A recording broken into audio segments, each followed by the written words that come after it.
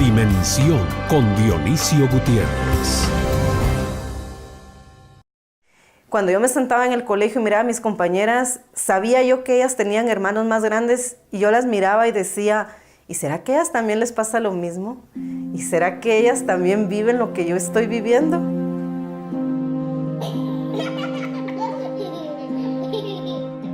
Yo siendo tan pequeña, esa carga la llevaba muy difícil, no sabía entender yo lo que sucedía conmigo.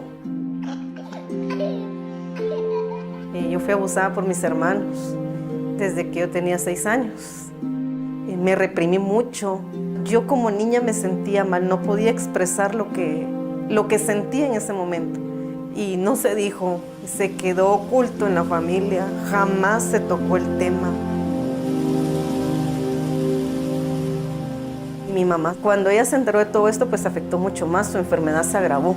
Ella, por estar enferma de cáncer, se la llevaron a Shela.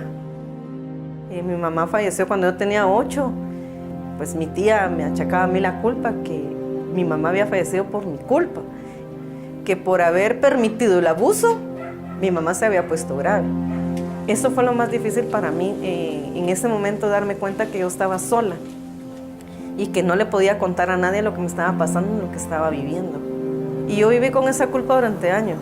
Durante años me costó demasiado sobreponerme. Creo que ese es uno de los enigmas. ¿Por qué nosotros las víctimas somos las culpables si el agresor se queda bien? Los adultos lo vemos como que fuera algo normal. Bueno, o por vergüenza, ¿verdad? No se lo digamos a nadie porque la van a señalar, no se lo digamos a nadie porque lo van a criticar, ¿verdad? Entonces sí deberíamos de tener un poquito más de humanidad, ser más personas, tener un poquito más de sentimiento de lo que se está viviendo, no ignorarlo, porque el problema de la sociedad es que se ignora.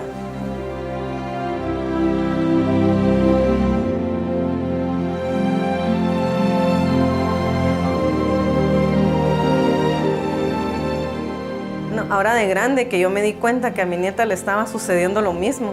Ella sufrió abusos deshonestos por parte de su padrastro.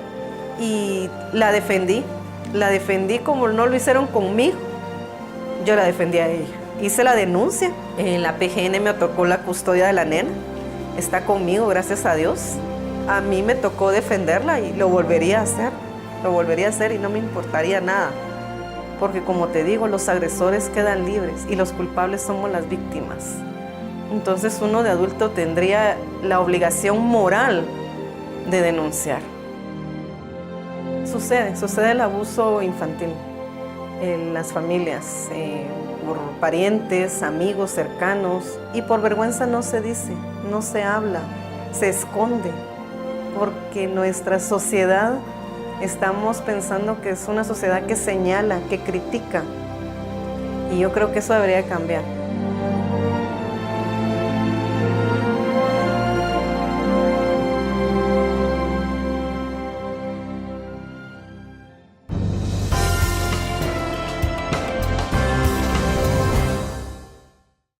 Hoy vamos a hablar de un tema sumamente trágico, dramático, tal como usted lo pudo observar en el documental que acabamos de presentar, como lo es la violencia sexual infantil. Para ello contamos con 4 invitados. En primer lugar, el licenciado Leonel Dubón, director de Refugio de la Niñez, la licenciada Tania Fernández, abogada del Departamento del Área de Reforma al Sistema de Justicia de Misión Internacional de Justicia, el licenciado Leonel Lira, diputado por Encuentro por Guatemala, y la licenciada Ileana Alfaro, psicóloga de la Misión Internacional de Justicia. Muchas gracias por estar en esta noche en Dimensión para hablar de este tema que realmente es dramático, tal como se pudo observar en el video que se presentó previamente, y que refleja de alguna forma una sociedad, yo le diría enferma, digamos, porque realmente la violencia sexual de por sí es un hecho totalmente deleznable, pero contra un niño o contra una niña indefensa es doblemente deleznable, si se puede hablar de esa forma, y puede marcar la vida de esta persona pues, para el resto de su vida. Empecemos hablando sobre las cifras en Guatemala. ¿Qué es lo que nos dicen las cifras? ¿Es un fenómeno que está en aumento? ¿Es un fenómeno que ha tenido cierta transformación en los años recientes? Licenciado, empezamos con usted. Sí, gracias. Primero hay que reconocer que lamentablemente en el país hasta ahora se empieza a documentar y a registrar este tipo de hechos deleznables, como bien lo planteas. No tenemos realmente parámetros para poder medir con qué frecuencia se daba con anterioridad. Lo que sí sabemos es que los delitos sexuales en contra de niños y niñas lamentablemente siempre han existido en el país. Somos una cultura machista y patriarcal que lamentablemente a la niñez y sobre todo a las niñas, sin excluir casos de niños que también los hay, se les ha visto más como objetos que se les puede mover, quitar, poner. Ha costado la transformación de la doctrina de la corriente irregular a la doctrina de protección integral. Solo el año anterior el Ministerio Público tuvo registrados más de 7,000 casos de violencia sexual. La mayoría de los casos siguen siendo violaciones sexuales. ¿Desde hace cuánto se da el registro? Bueno, empezaron a llevarse registros mucho más certeros a partir del 2013 y del 2013 para acá ha habido un incremento, sobre todo el año... Hace 4 años le comenzamos a poner atención a este tema. Yo diría que hace 4 años empezamos a registrar con mucha más seriedad los casos a partir de tener sistemas en algunas instituciones donde antes no se tenía la manera más efectiva de poder tener esta información en duro. Sin embargo, también hay que reconocer que aquí pueden estarse dando dos fenómenos. Uno es que la violencia sexual es un hecho que todavía sigue siendo poco denunciado y con anterioridad era menos denunciado todavía. Las estadísticas como las del año anterior o como el acumulado que llevamos de enero a septiembre de este año, que estamos hablando ya de 3,975 casos documentados y con expediente en el Ministerio Público, son datos que nos asustan, que nos alarman, pero también hay que reconocer que en el país, a partir del trabajo de las instituciones, se ha generado mucha más capacidad de denuncia. Y a pesar de que todavía el sistema de justicia sigue siendo frágil, que no responde a la víctima de manera pronta, ni hay una justicia pronta y cumplida, hoy la gente acude más a las instituciones de justicia a denunciar este tipo de hechos. Pero si tomamos el parámetro que utiliza UNICEF de por cada caso denunciado, todavía hay 4 casos que se están quedando sin denunciar, fácilmente podríamos estar hablando de más de 30,000 casos solo del año anterior y podríamos estar hablando de más de 25,000 casos ya de este año, lo que resulta duro para esta sociedad porque la violencia sexual es uno de los delitos más duros para quien lo sufre, para quien lo vive, más doloroso y que es más difícil la recuperación de los traumas que genera la violencia sexual. ¿Por qué es tan difícil que una víctima denuncie? Sobre todo hablando de un niño, una niña, ¿por qué es tan difícil, licenciada? En primer lugar, tenemos que tomar en cuenta que el abusador va a generar alrededor del niño o de la niña un ambiente muy especial. Él se gana a los niños, se gana a la familia, se gana la confianza de las personas alrededor de la persona que ya tiene él como objetivo, su víctima, su niño o niña que ya tiene como objetivo. Él se gana la confianza de todos alrededor. Entonces no es tan fácil para el niño porque todos alrededor están diciendo que esa persona es muy buena, que esa persona todos la quieren, está cercana al menor o al pequeñito o pequeñita en la familia o en el colegio, en la escuela, y además de eso los tienen amenazados. O sea, íntimamente, cuando ya se establece el abuso como tal, esta persona ejerce presión sobre el niño, le amenaza diciéndole que si dice algo va a matar a su mamá o a sus hermanitos o le va a pasar algo a su mascota. O también en el momento ejercen presión, le hacen fuerza en sus bracitos, usan la violencia para que el niño se atemorice. Entonces, mientras más pequeños son los niños, mucho más confían en esta persona, más se establece el vínculo de afecto con esta persona, pero también más le creen a las amenazas que esta persona le está haciendo. Para el niño, mientras más pequeño es, lo que le está diciendo esta persona es totalmente verdadero. Ahora, lo que usted está diciendo con esto es de que la mayor parte de los abusos son cometidos por una persona cercana al niño o la familia. ¿Qué porcentaje? Entre el 80 y 90% de los agresores son personas cercanas al niño. No son personas ajenas a la familia o a su entorno. Y estamos hablando que puede ser hechos cometidos por incluso padres de familia, hermanos. Claro que sí. Si estamos hablando de relaciones incestuosas en ese caso, ¿verdad? Es el papá. Psicológicamente consideramos incestuoso toda aquella relación en la que el niño tiene un afecto por esta persona. Es una persona cercana. Y lo considera parte de su familia, aunque no lo sea. Entonces puede ser alguien que sea amigo de la familia, pero que se pasa mucho tiempo en la casa, mucho tiempo en contacto con la niña o con el niño, y obviamente es parte de la familia, ¿verdad? Forma parte de toda la relación y el entorno de este pequeño o pequeña. Entonces, emocionalmente hay un vínculo, aunque no sea el tío, el papá, el hermanito más grande, sino que es alguien ajeno a la familia, pero es parte del entorno afectivo del niño. Licenciada, ¿qué tan difícil es probar ante el sistema de justicia un hecho de violencia sexual contra un niño? Bueno, el tema de probar, digamos, la prueba y todo eso siempre va a depender de la temporalidad de los hechos, ¿verdad? Para una víctima como la que está describiendo Ileana, definitivamente no van a denunciar a la primera, los niños no denuncian a la primera, los niños callan. Así es como ellos han sido instruidos. Entonces, obviamente, eso hace de que esa ventana de oportunidad para recabar evidencias físicas o biológicas en su cuerpecito o en el lugar en donde han sucedido los hechos o incluso en el mismo cuerpo del agresor, ¿por qué no decirlo? Pues se pierde, ¿verdad? Sin embargo, hay que recordar que por esas mismas circunstancias, en este tipo de casos, la principal evidencia es el testimonio mismo del niño, ¿verdad? Ellos fueron el principal testigo, nadie más estuvo ahí. Entonces, esa es la que yo diría la prueba más importante. Enhorabuena si se tienen este otro tipo, ¿verdad? de pruebas médicas o biológicas, ¿verdad? Pero si no se tuvieran, siempre el testimonio del niño va a ser la más importante.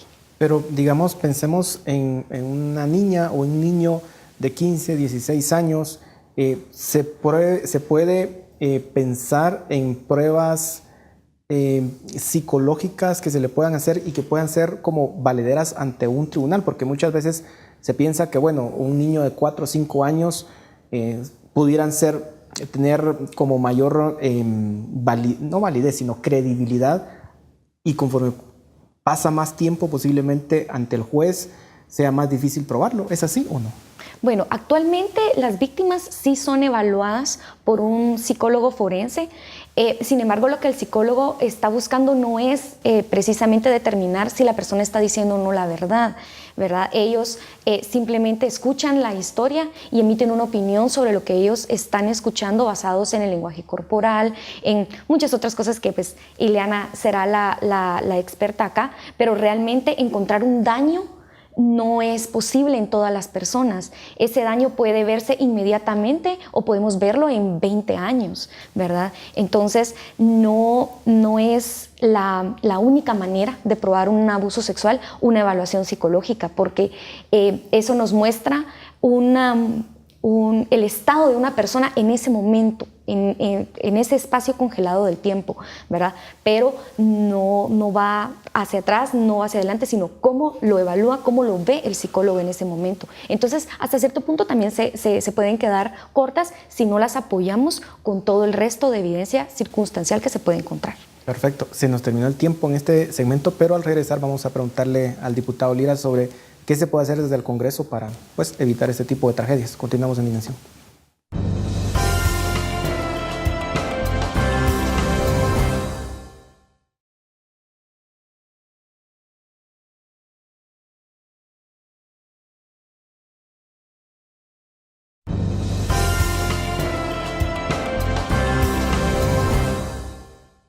Continuamos en Dimensión hablando sobre violencia sexual infantil o contra los niños o niñas. Diputado Lira, parte del problema surge también de la legislación que se puede tener.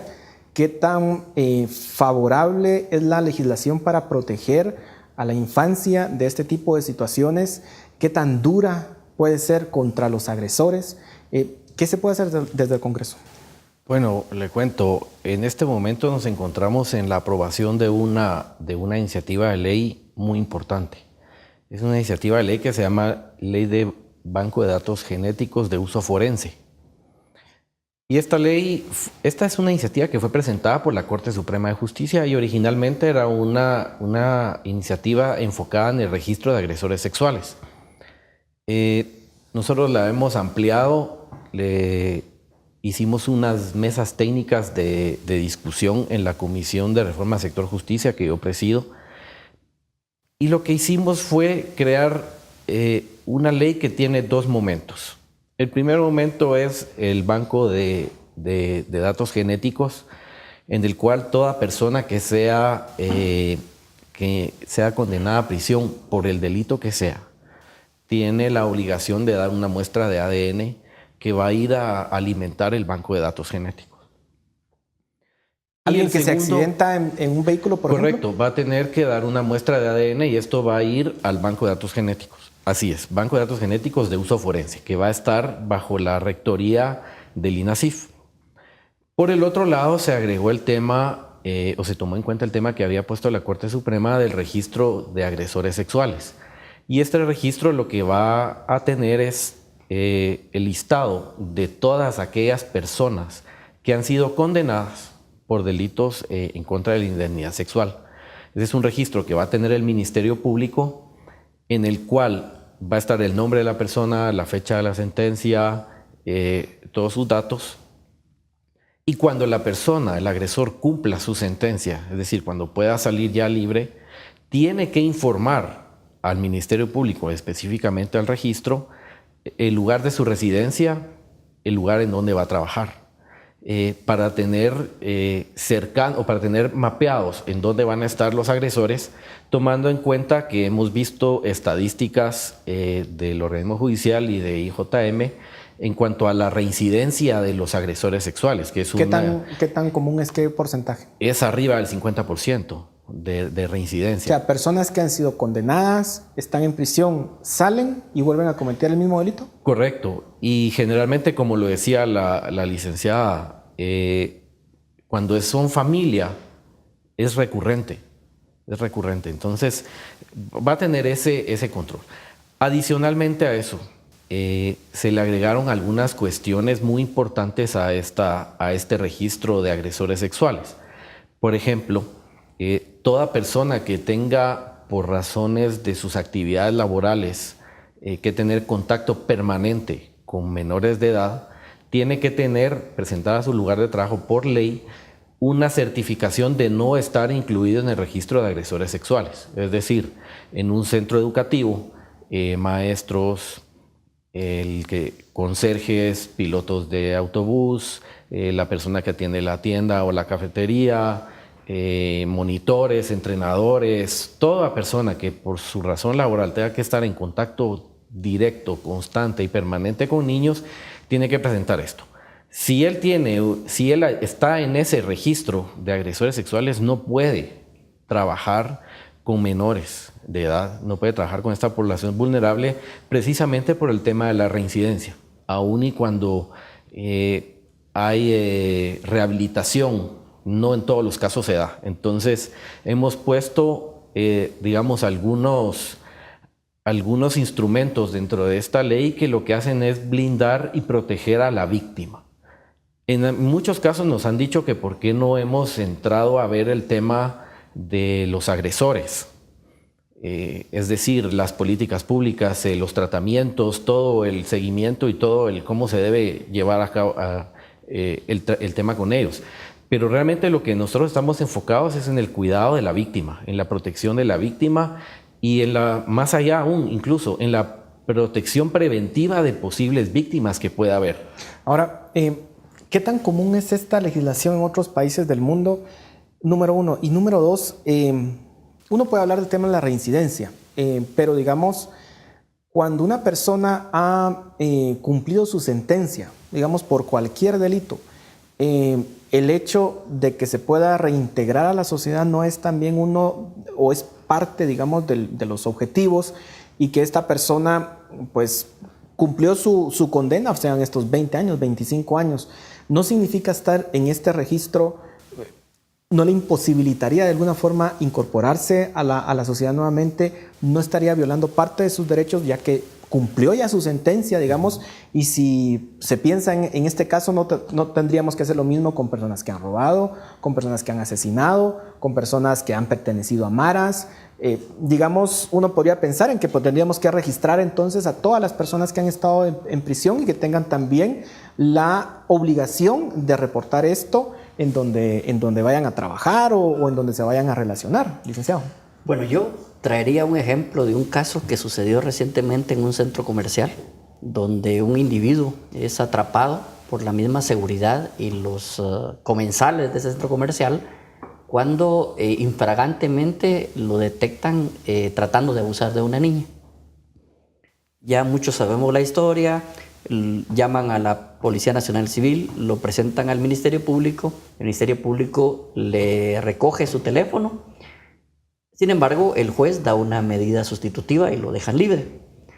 Pero cuando el Ministerio Público extrae la información del teléfono, se percata que en el teléfono hay imágenes de pornografía de niños y niñas. Y no solo eso, también al publicitarse la fotografía en los medios de comunicación de esta persona, otra madre en Amatitlán se percata que él había sido el individuo que había abusado sexualmente de su hija también. ¿Por qué traigo este ejemplo a colación? Porque nosotros como Refugio de la Niñez compartimos totalmente la tesis y la experiencia de IJM y lo que plantea el señor diputado, de que lamentablemente los niveles de reincidencias son muy fuertes. ¿Más que en otro tipo de delitos? Más que en otro tipo de delitos. Inclusive nosotros tuvimos un caso de una niña que se rescató en Nevaj, un caso muy sonado, donde la niña la embarazó el esposo de la hermana. La niña tenía 10 años con un bebé y el juez decidió reintegrarla con la familia porque supuestamente el agresor había huido del país y no lo habían podido capturar. Pero para sorpresa nuestra es cuando la familia nos llama que el agresor había contactado nuevamente a la niña para seguir con las relaciones sexuales con la niña. Esto quiere decir que el agresor siempre busca otra vez cometer el mismo delito con la misma persona o con otras personas. Entonces nosotros creemos que los niveles de reincidencia, sí, efectivamente nuestras cifras están arriba del 60%, que es más grave, igual que en el tema de las familias. Las cifras el Refugio de la Niñez atiende casos extremos de violencia sexual, que por cierto aprovecho para agradecer al Congreso de la República por la asignación presupuestaria que le da al albergue para víctimas de violencia sexual.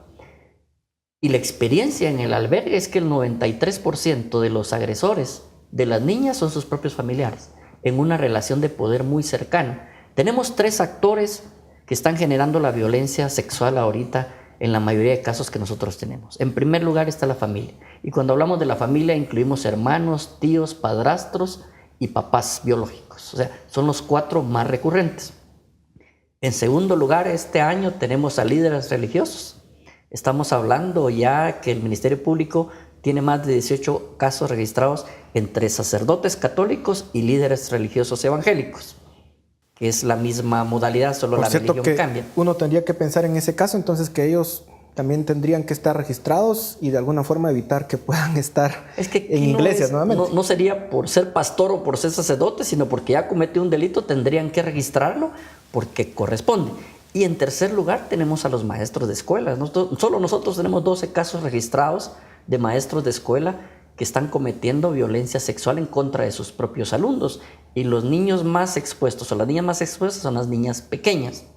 Ahora, en cuanto a la segunda pregunta, hay países más desarrollados que nosotros que estas leyes las tienen desde hace muchísimos años. Estados Unidos es un ejemplo muy claro que creería yo que es hasta más avanzada todavía de la propuesta que se está haciendo aquí en Guatemala, porque acuérdese que allá tienen hasta sistemas de monitoreo para los agresores sexuales. O sea, allá el agresor sexual tiene su chip y alerta o se disparan alarmas cuando se acerca a parques infantiles, por ejemplo, la policía los está monitoreando permanentemente. Entonces nosotros, desde todos los años de experiencia en tema con la niñez, acompañando el grave sufrimiento que viven las víctimas de la violencia sexual, sobre todo las niñas y los niños, nosotros este tipo de iniciativas las vemos como necesarias, como urgentes de implementar, y no vemos esa otra parte que se plantea, bueno, si ya cumplió la condena, lamentablemente entendemos que son seres humanos, pero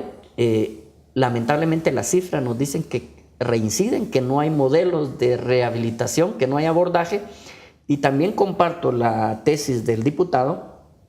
Nosotros nos dedicamos a atender a las víctimas, no podemos atender al victimario, o sea, tendrán que ser otras instituciones o otras áreas del sistema que tienen que atender la otra parte, porque habría conflicto de intereses. Nos interesa recuperar a las niñas y ejercer toda la presión para que esos actores que cometen violencia sexual no sean sancionados de manera adecuada, sean monitoreados, sean controlados, porque esas son acciones preventivas y el Estado se organiza para proteger a los más vulnerables, a toda la población, pero a los más vulnerables tienen más responsabilidad de protección. Se nos terminó el tiempo en este segmento, continuamos en Dimensión.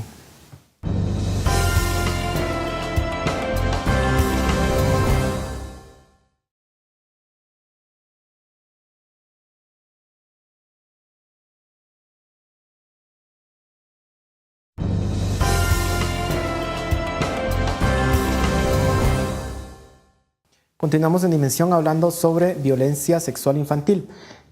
Hay algunos otros modelos también que son incluso, diría yo, no sé si más drásticos o complementarios, que es el tema de la castración química de las personas que han cometido este tipo de delitos, como una forma de evitar, digamos, que puedan reincidir, bajo la premisa que es muy difícil que se puedan recuperar, digamos, número uno, y dos, digamos, que se busca proteger también a las personas o a las víctimas en este caso.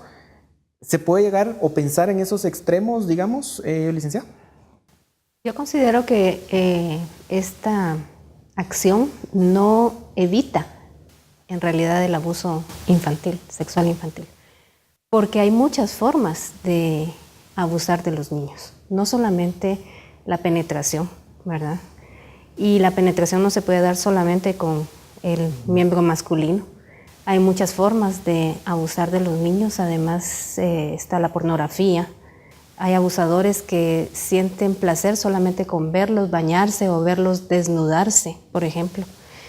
Y hemos encontrado que la afectación en la víctima es exactamente la misma que si hubiera sufrido una violación. Entonces, esto no considero que sea la medida a tomar en estas situaciones. Hay que proteger a la víctima o a las posibles víctimas, como decía el señor diputado, prevenir que otras víctimas caigan en manos de estas personas.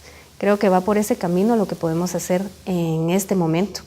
Creo que esta iniciativa de ley realmente es muy importante para la protección de la niñez y para la seguridad de aquellas personas, padres de familia que están confiando, que llevan a sus hijos, hacen el esfuerzo por pagar un colegio, ¿verdad? Confiando en que ahí nada les va a pasar, que van a estar bien cuidados. Los padres que no tienen acceso a esto llevan a sus hijos confiando que el Estado va a proteger a su niñez en las escuelas públicas. Entonces, realmente la medida que se está tomando ahorita creo que es la más adecuada. Ahora, haciendo una unión entre las cifras que ustedes mencionaban y diciendo, bueno, entre el 80 y el 90% de estos hechos suceden con personas cercanas a los niños, es decir, muchos de ellos incluyen, me imagino yo, un porcentaje muy grande de personas dentro de la familia incluso, como el caso que usted mencionaba. La pregunta es, ¿esta ley realmente protege a estas víctimas? Porque no, digamos, uno piensa muchas veces tal vez en estos abusadores que lo hacen tal vez con niños que no tienen mucho contacto, y uno dice, bueno, efectivamente tenerlos localizados pues permite que puedan ubicarlos, pero cuando es la misma familia, o sea, lo han hecho con su misma sangre, digamos, realmente esta ley le protege, porque saber que está ahí dentro de la familia la persona no lo va a proteger, digamos, a quien ha sido víctima. ¿Se tienen que tomar otro tipo de medidas, licenciada? Bueno, yo considero que con una ley pues no vamos a solucionar el fenómeno entero o la problemática. Es tan compleja, tiene tantas aristas, se origina de tantas formas, pero sí es una herramienta importante porque también tiene un efecto disuasivo. Está enviando el mensaje de que se está elevando, o sea, el tema de la cero tolerancia contra las personas que atentan con nuestras niñas, niños y adolescentes, que el poder coercitivo del Estado sí los va a perseguir. Ahora, ¿cuánto es la condena que puede purgar una persona por haber abusado de una niña o de un niño?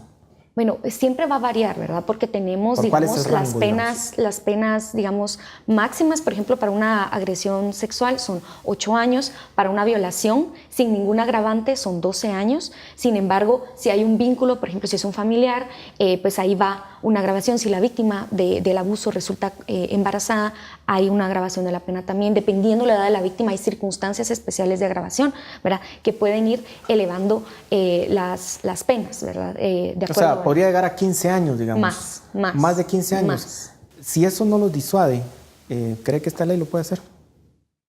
Es un tema de también una vez ellos cumplan, digamos, no estamos hablando directamente de la persona que está siendo condenada como la persona que está afuera, ¿verdad? Que la persona que está viendo que otra persona sí está siendo condenada por estos hechos y que tiene unas penas tan altas y que posteriormente va a tener que responder ante un registro por una cierta cantidad de años en su vida, va a tener que estar reportando en donde trabaja, en donde vive. Entonces, definitivamente no se puede llegar al 100% de los agresores, pero sí se puede llegar a un buen porcentaje, lo cual también repercute en un porcentaje alto también de niños protegidos y salvaguardados. Como digo, no podemos llegar a que con esto vamos a tener 0 delitos de violencia sexual, claro que no, pero definitivamente va a mermar en algo el fenómeno. Perdón, yo quiero agregar un punto ahí, perdón, y es, automáticamente cuando una persona es condenada y va a ingresar al registro, sale, cumple su condena, sale, empieza a trabajar en otro lugar, no en un área con población vulnerable,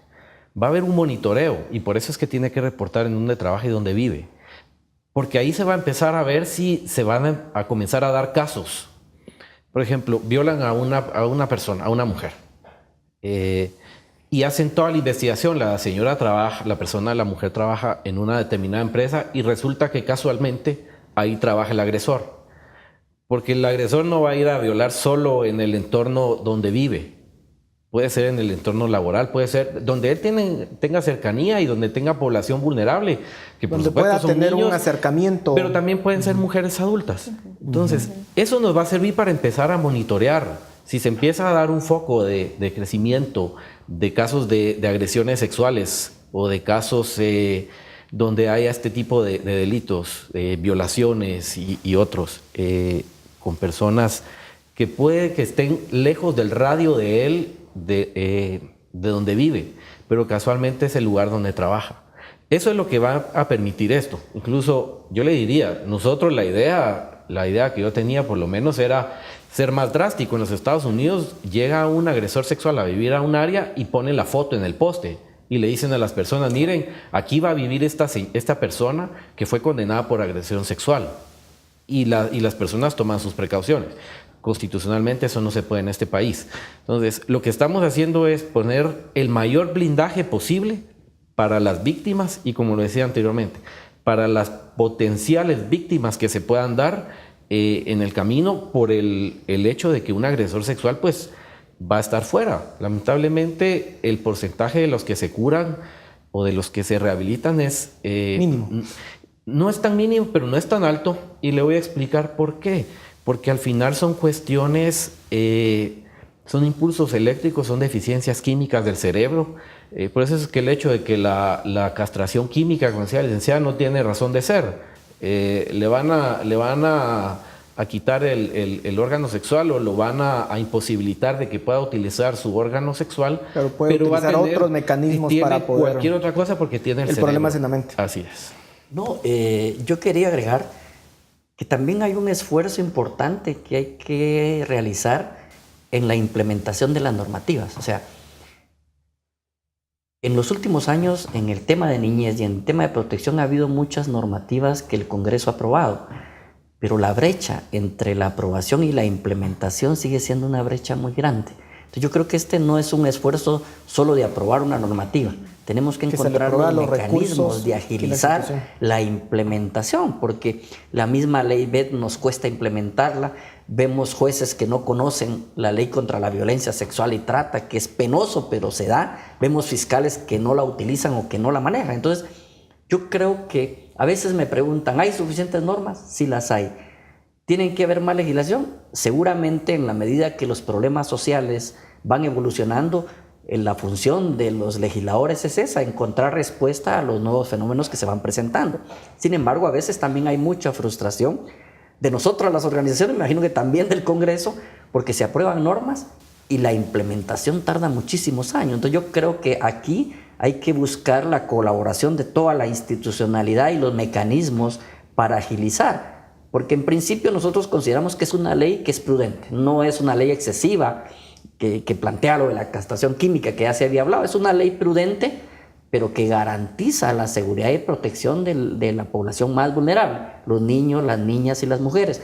Y tenemos un serio problema y las estadísticas nos lo están diciendo. Entonces, sabemos qué hacer.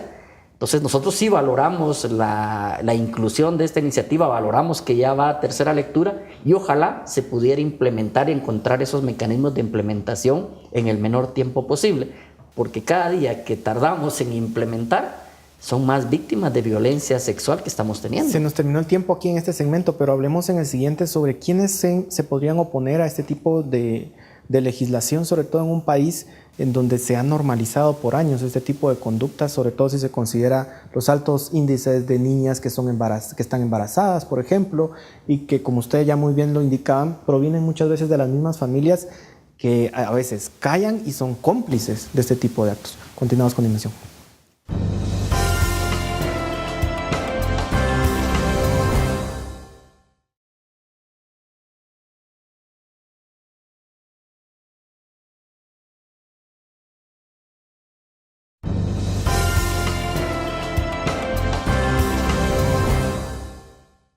Llegamos al último segmento del programa de esta noche hablando sobre violencia sexual infantil. Yo les preguntaba, ¿hay algún sector que se pueda oponer? Porque, por ejemplo, cuando se hablaba de aumentar la edad en el que se podían casar las niñas, por ejemplo, entiendo que sí hubo una oposición, sobre todo en el interior, en donde esto se miraba de una forma normal, en donde incluso algunos alcaldes creo que se opusieron, porque, ¿verdad? Para ellos es normal este tipo de abusos sexuales que se dan contra la niñez. ¿Podríamos encontrar a alguien que se pueda oponer o no, diputado? Mire, yo creo que vamos a encontrar, sobre todo en el tema de algunos defensores, de abogados, que lo que plantean es la privacidad, que lo que plantean es el derecho a que los datos no sean públicos, pero realmente este es un tema que debemos atacar de frente y con todas las armas que podamos. En la iniciativa está incluido el tema de que la sentencia contra un agresor sexual se debe publicar obligatoriamente en el diario oficial, guardando el nombre de la víctima, porque ese dato sí es un dato sensible que debemos de guardar, pero está la obligación de publicar la sentencia del agresor. Tenemos que dar a conocer y atacar como sea este problema porque va en crecimiento. Ya lo decía Leonel en el tema de las estadísticas. El año pasado llegamos a 7,000 y pico de casos. Si lo multiplicamos por 4, estamos hablando de 30,000 casos de agresiones sexuales, que es un estimado, porque yo, según mi percepción, yo creo que son más. Ahí estamos tomando en cuenta niños y adolescentes. Pero ¿cuántos casos hay de violación de mujeres, de adultas? Este es un tema bien complejo, este es un tema bien delicado, que le ponemos atención cuando suceden casos que son sonados. Mediáticos. Por supuesto, pero realmente lo vemos día a día. Y Leonel lo decía muy bien, cada día que pasa sin que se apruebe la ley o cada día que pasa sin que se aprueben medidas en la otra legislación que está vigente, son más casos de violación. Yo no sé cuál es la ratio diaria, pero estamos hablando alrededor de 50, 60 casos de violaciones diarias que se están dando, y lo cual no hay justificación alguna porque no se está violando ningún derecho constitucional con esta ley. Le hemos pasado realmente el escáner en el análisis con abogados constitucionalistas y hemos protegido. Hay protección de datos, por ejemplo, el registro del Banco de Datos Genéticos, la protección de los datos es la máxima, no hay acceso a eso. Y en cuanto al registro de agresores, pues sí, ese va a tener más acceso, los jueces van a tener más acceso, las instituciones, porque claro, es necesario. El registro de los datos tiene que ser muchísimo más, digamos, se tiene que tener mucho más cuidado incluso que con las cuentas bancarias, ¿verdad? Total. Porque es una información sumamente delicada, aun cuando la persona pues cometió un delito y ella misma se fue a poner en esa situación. Pero hablemos un poco sobre lo que tiene que pasar la víctima con la legislación actual.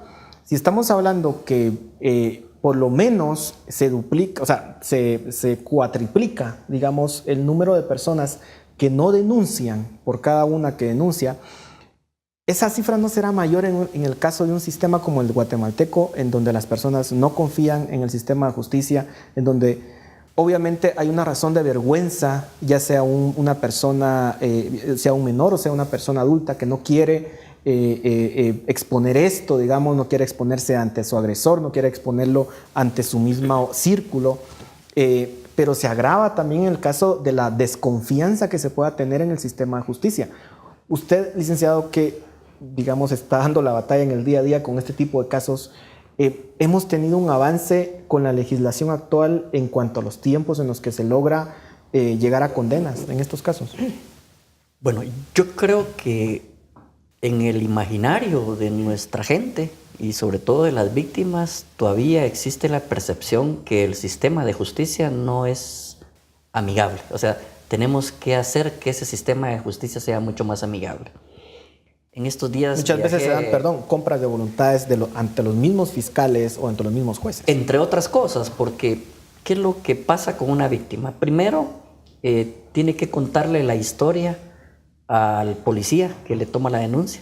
Después si es una niña, se la tiene que contar al psicólogo de la PGN, a la trabajadora social de la PGN. Nosotros hemos llegado a determinar que una niña víctima de violación sexual muchas veces cuenta su historia durante el proceso hasta 20 veces. Eso es terrible, eso es lo peor que le puede pasar a una víctima, porque lo que sucede es que está reviviendo el hecho traumático constantemente. Pero por otro lado, cuando la víctima acude por primera vez a cualquier órgano del sistema, lo que tiene es mucha frustración y desesperanza. O sea, el sistema no es acogedor, no es amigable. Hay casos en los que hay buenas intervenciones. La Oficina de Atención a la Víctima del Ministerio Público ha mejorado muchísimo, hay que reconocerlo, pero todavía sigue dependiendo muchas veces de personas y no de instituciones. A veces tenemos un buen trabajador, una buena psicóloga que hace una buena intervención, pero eso no está totalmente institucionalizado y eso tiene que avanzar. Por otro lado, yo creo que los niveles de impunidad en este tipo de delitos todavía es muy serio en el país. Entonces la gente, cuando ve que su proceso tarda 3, 4, hasta 5 años, se siente desanimada. ¿Y qué es el mensaje que traslada a otras víctimas?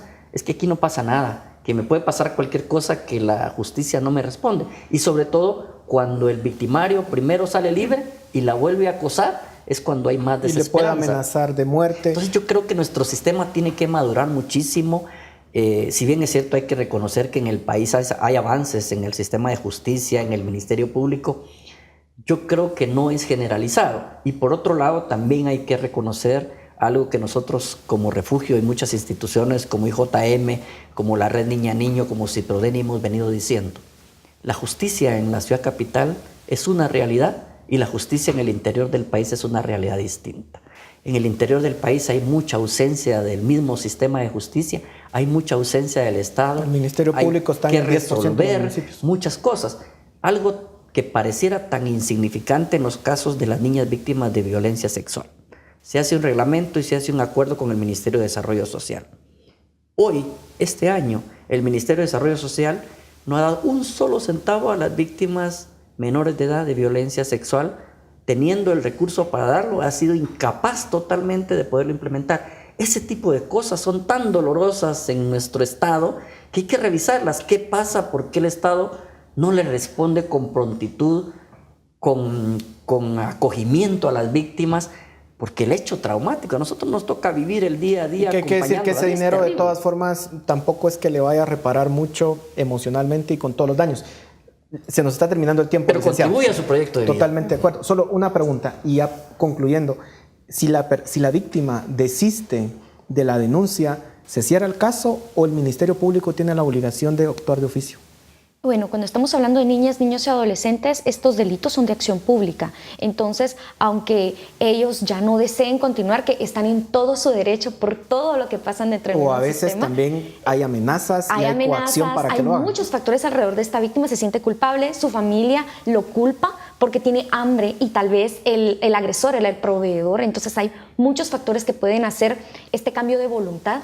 Sin embargo, la denuncia debe continuar. El Ministerio Público lo hace, ellos continúan con la persecución penal. Distinto es cuando la persona es adulta. Licenciada, concluyamos con usted. Bueno, considero que lo más importante es que las personas adultas alrededor de estos pequeñitos que han sido víctimas de abuso sexual infantil les apoyen, que no guarden silencio, que vayan y denuncien, que apoyen al pequeño o pequeña en todo este proceso. Sabemos que por el momento este proceso es muy largo y es muy doloroso, pero es necesario denunciar. Les hacemos un llamado para esa denuncia, por favor. Y sobre todo, porque se ha dado muchas veces el caso trágico de que a los niños no se les cree. No se les cree. Y la lección aquí es que sí hay que creerles y hay que tomarles la palabra cuando están diciendo que están siendo abusados. Así que muchas gracias por su aporte, su gran aporte. Diputado, ojalá que pase en cuanto antes esta ley y que pueda pues ayudar realmente a que no suceda esta tragedia día con día en el país. A ustedes muchas gracias por su atención. Ahora los dejamos con Dimensión Redes.